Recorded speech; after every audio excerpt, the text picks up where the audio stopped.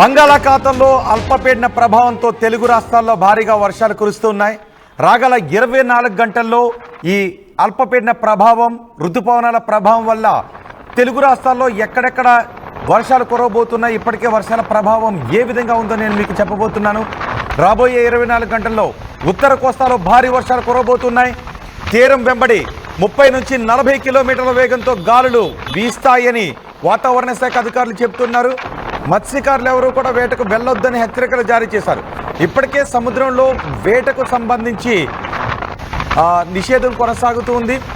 ఇప్పుడు చేపలు నిజానికి గుడ్లు పెట్టే సమయం కాబట్టి వేటకు వెళ్ళరు, కానీ కొంతమంది అనధికారికంగా వేటకు వెళ్ళే అవకాశం ఉంటుంది. సో అలా మత్స్యకారులు ఎవరు కూడా వేటకు వెళ్ళొద్దు అని హెచ్చరికలు జారీ చేశారు.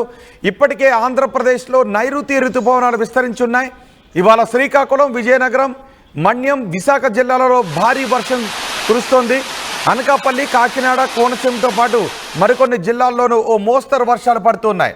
ఇటు తెలంగాణలో ఈ వర్షాల ప్రభావం ఏ విధంగా ఉందో చెప్తున్నాను. తెలంగాణలో కూడా పలు ప్రాంతాల్లో భారీ నుంచి అతి భారీ వర్షాలు కురిసే అవకాశం ఉంటుంది. రాబోయే 3 రోజుల పాటు హైదరాబాద్లో కూడా భారీ వర్షాలు కురుస్తాయని వాతావరణ శాఖ అధికారులు చెప్తున్నారు. ఇప్పటికే చాలా ప్రాంతాల్లో ఆరెంజ్ అలర్ట్ జారీ చేశారు. ఆంధ్రప్రదేశ్ అంతా కూడా ఆరెంజ్ అలర్ట్ ఉంది. తెలంగాణలో కూడా చాలా ప్రాంతాల్లో ఆరెంజ్ అలర్ట్ జారీ చేశారు.